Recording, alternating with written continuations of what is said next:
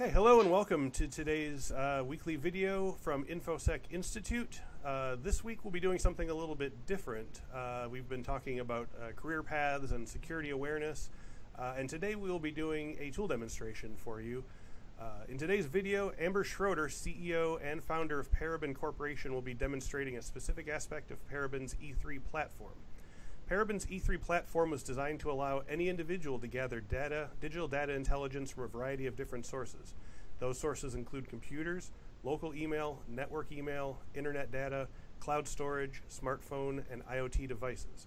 The E3 platform is a forensic-grade system that produces data that is verifiable and ready for court. From IT administration to forensic examiners, the E3 platform was designed to help optimize your time working with digital data so that you can gather what is needed quickly. Amber, I believe for today's demo that you will be using the E3 platform to demonstrate how we can gather details from apps found on a smart device. Yep, that's correct. Okay. I'm going to focus on that in the cloud. Okay, so then without further ado, Amber, thank you for being here, and I will let you take it away. Okay. Well, thank you so much for having me. I'm going to walk you through E3 when it comes to doing it with smartphones. I did a little bit of magic ahead of time as I went through, and I obviously acquired the device, and then I want to go through a specific function of it. In the future, if we want to do one where I can show you how we actually acquire a device, I'd be happy to do that as well. So when you go through and you actually do it, we've got a couple different panes that you deal with. This is our tree view associated with it. This is our main information view associated with the data that we get through it. And then we'll have details view over here. And just like I'm old school, I like to keep handwritten bookmarks. We also have an electronic bookmark section here. Since we're looking specifically at apps, I'm going to focus in on that particular section.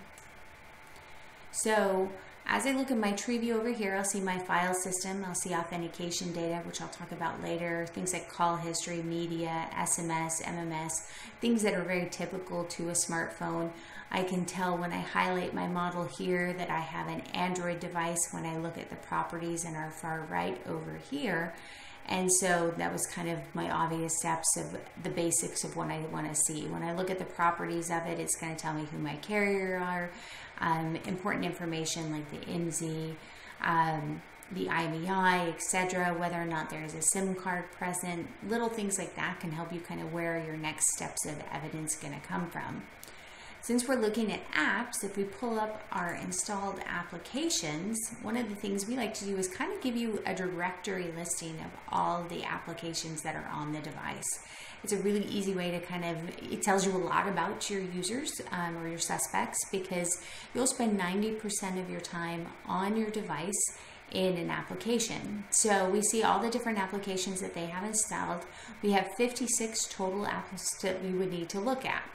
So when we look at apps, we have two ways we want to look at it. We have it as parsed data, which you'll see at the top of the list here, and then we have unparsed information. There are millions of different apps out on the internet, and so obviously it's an impossibility to parse 100% of them. We do a lot of it based on popularity, and those are the ones we focus on.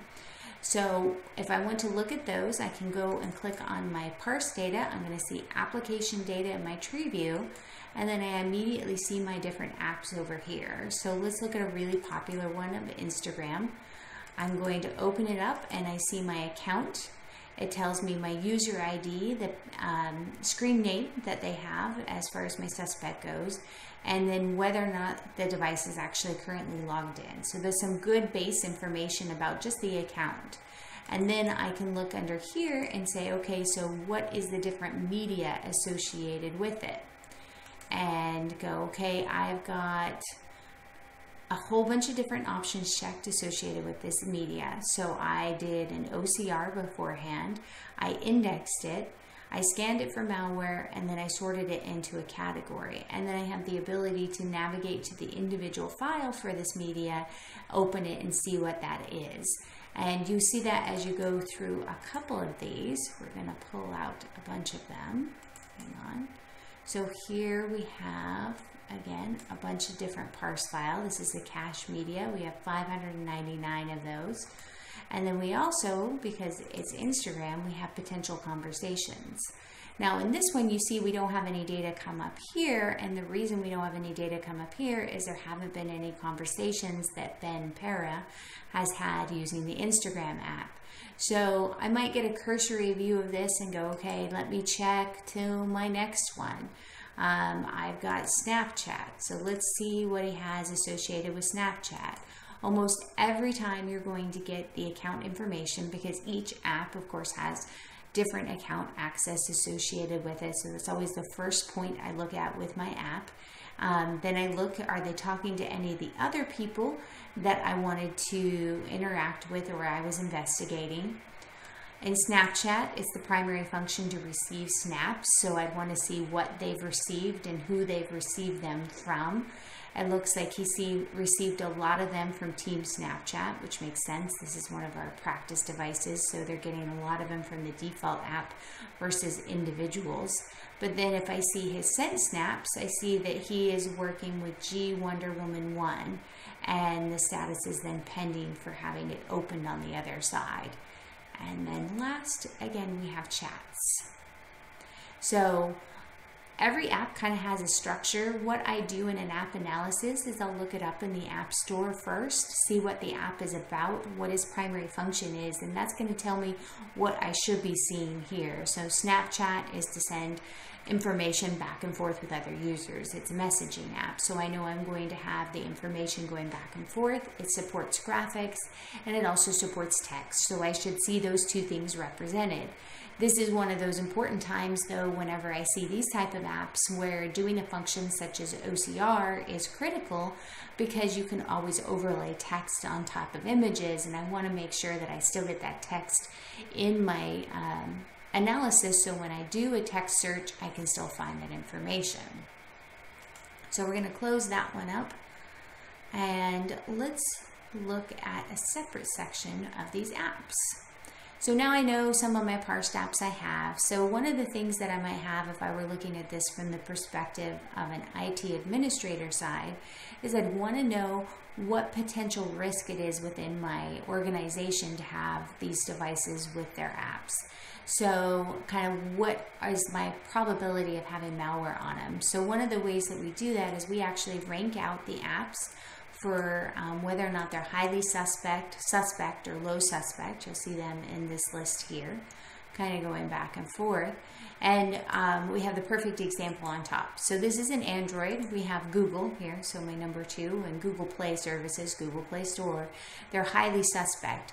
What makes an app suspect by our ranking system is the level of access that it has. So if I were to scroll to the right here, you see a bunch of ones and zeros, so a 1 being a yes and a 0 being a no. You start seeing how many those apps have that are ones. That means they have a high level of access into each one of these different areas within the actual device. So that's telling me what my potential risk would come from these devices. It's a great way to do a quick risk assessment. The other thing that does it is actually looking at the source. So when we look at the source, if we go and want to review things that have unknown, that would be an immediate concern for me, because it means it didn't come from a place that is known. It wasn't coming from the Play Market. It might come from a separate area associated with it. And here's an example, TalkBack, which is a default app on there. Why is it low suspect but came from unknown? It kind of gives me that initial area to start poking around and saying, does this make sense? Everyone always thinks with computer forensics or smartphone forensics that I'm going to stay 100% of my tool. I don't. I go out all the time and look out information on the different apps. I have the version of the app, what was functioning in that version of the app, to make sure that the data I'm seeing matches up.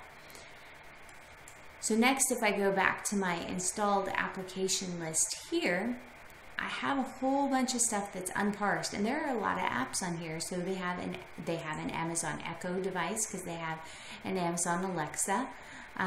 We see a couple other different things. I'm going to scroll down a little bit. So they're on Pandora, they do Pinterest, they have Telegram and Text Now. They have a translate application. And so those are all things that I'm going to find interesting, but my tool wasn't perfect, so it didn't go through and parse text now. I know it's an imaging tool and messaging tool, so I want to look at that data. So all I have to do is go from this column, which is raw application data, and what it's going to do is it's going to take me through the navigation of the file system, and instead of me manually having to go and find where does text now lead to, and you can see as I scroll over here the huge variety of information that shows in the Android file system, that I can click here and find that structure that the tool just took me to. So I have a couple different things I want to look for. So I have a cache associated with my app that's going to tell me, okay, what is this doing associated with it?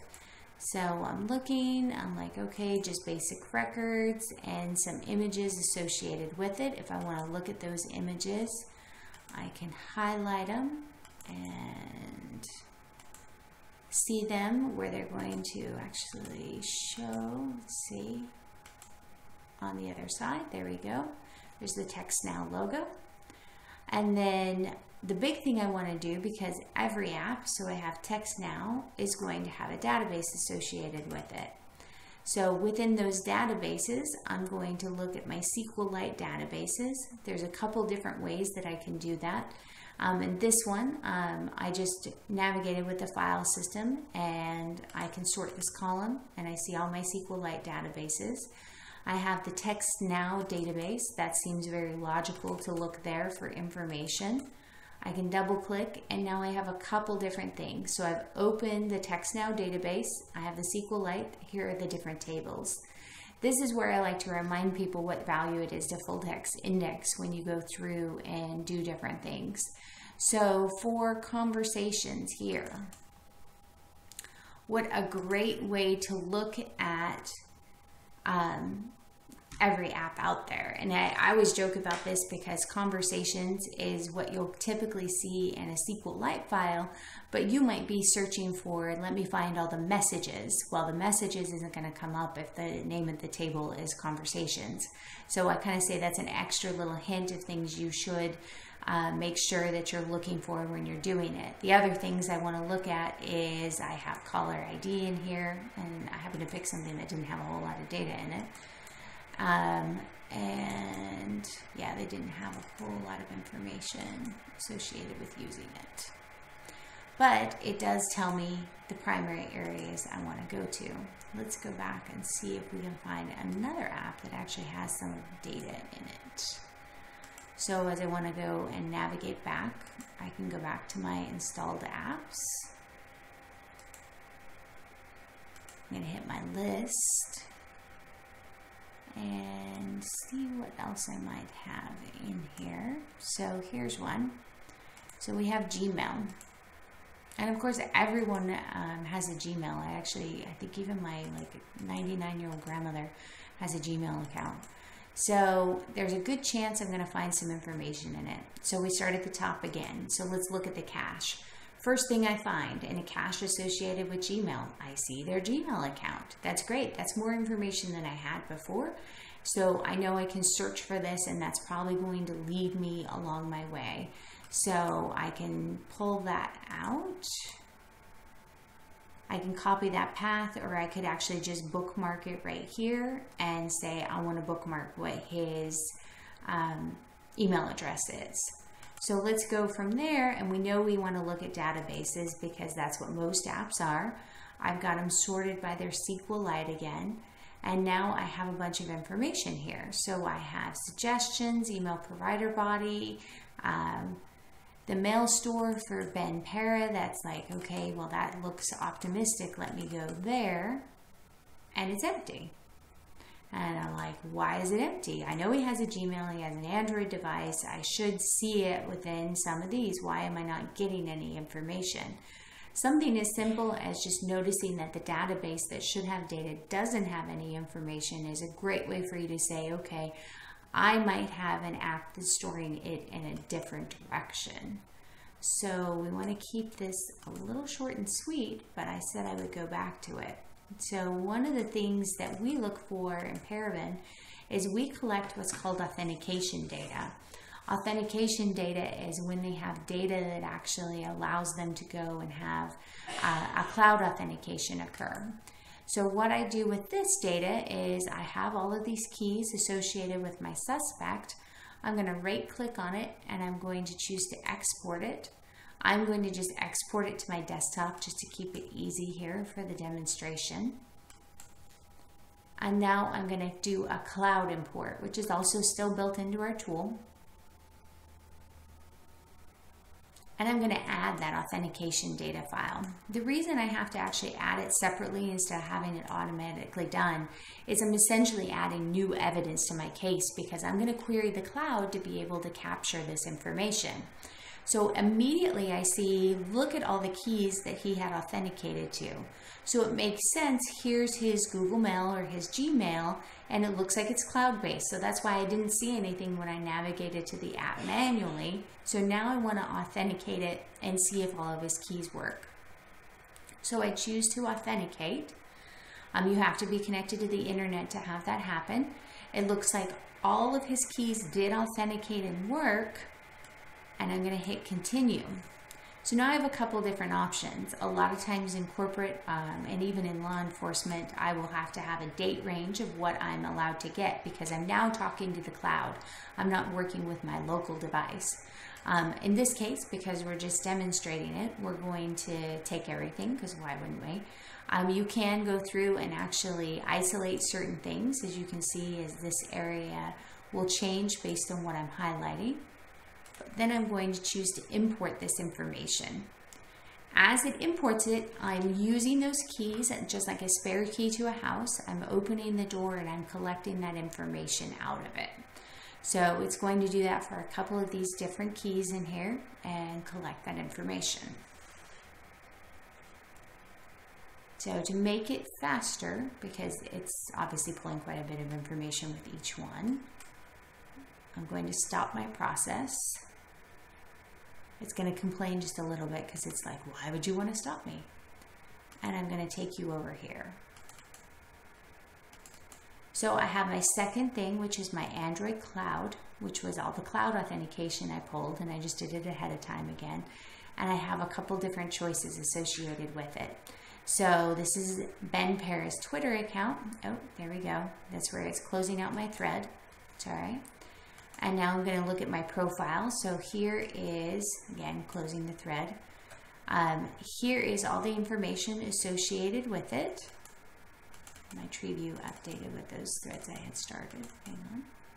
So here's the profile information associated with his Twitter. How many tweets? He has not tweeted a lot. So obviously that's not something I probably want to look a whole lot into. But why wouldn't I want to look into his Facebook? Absolutely, because he probably spent a lot of time there. So I have different information I can get from Facebook, from Bob and Ben talking to one another on here, which you'll see all of their heys back and forth, literally hey and hi. Their profile information associated with Ben, and the fact that he really only has one friend, which is Bob, which Ben obviously needs to work on making more friends with Facebook. But when you see his newsfeed associated with it, all of that is also acquired from the cloud, and then any of the conversations that he had associated with it as well. So, as you can see, there's actually a lot of data you can get from apps, and it's not as hard as a lot of people think it is. It's more of remembering how that app is functioning. So I'm going to go back to my installed application list. So as we look at a variety of different things, we can see Kik, that's a good one for messaging. We see different conversations that are happening in there, the contacts that they have associated with it. Ben and Bob are talking there. And now here's another thing that we see is we also see the word recovered. Recovered is what you see as your common methodology for data that might have been made as inactive associated with the account. And so we're able to recover it as part of forensics. If you look at something like internet browser, so this is Firefox, we get to see the different titles, the URL, their search history associated with it. Evidently they wanted donuts to go to a movie that was Star Wars and watch another trailer. So you see a variety of different things, the same as you would see on the desktop. You're going to see that in the mobile as well.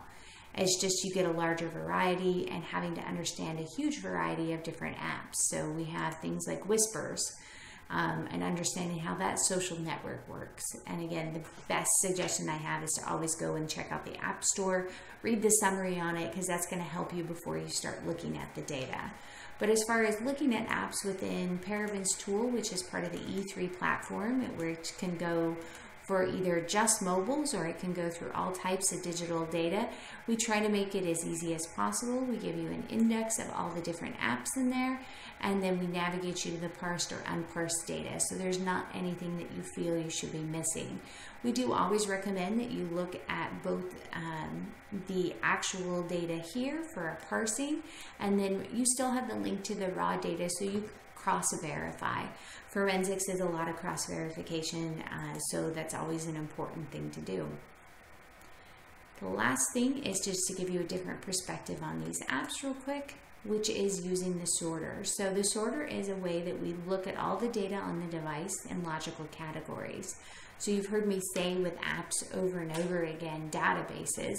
Well, because of that, there's actually a database category, because SQLite is probably one of the most popular database formats now on the planet.